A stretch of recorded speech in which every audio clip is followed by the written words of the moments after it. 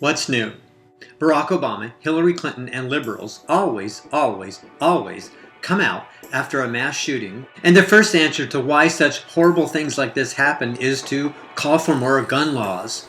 President Obama pulls out his well-worn list of sound bites and says things like, common sense gun legislation, universal background checks. No one needs an assault weapon. Republicans won't work with me. Conservatives, blah blah blah, the NRA.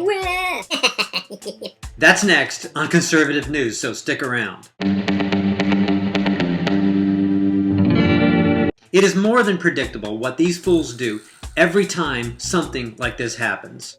One other thing they like to do that is predictable is that they completely ignore the facts, they completely ignore the laws that are already on the books, and they completely ignore the actual reasons that these things happen. They never ask why these things happen. They never ask why these people go crazy. All they know how to do is start slinging sound bites. The truth is, we don't need any more gun laws. The gun laws that we already have on the books are not being enforced, but they don't want you to know that. Of course they don't want you to know that, because if you did, these anti-gun weenies would have no reason to push their anti-gun draconian laws on everyone. So, here are 11 facts about gun laws that President Obama, Hillary Clinton, and liberals don't want you to know. There is no such thing as a gun show loophole. If you buy a firearm from a dealer at a gun show, you have to submit to a background check. End of story. There are no internet gun sales. They are illegal. If you purchase a gun through an online dealer, they cannot ship it to you.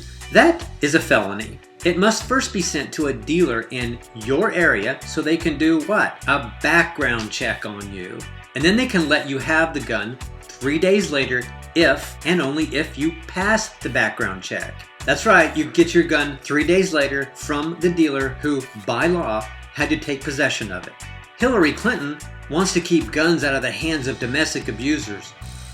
Really? Really? Really?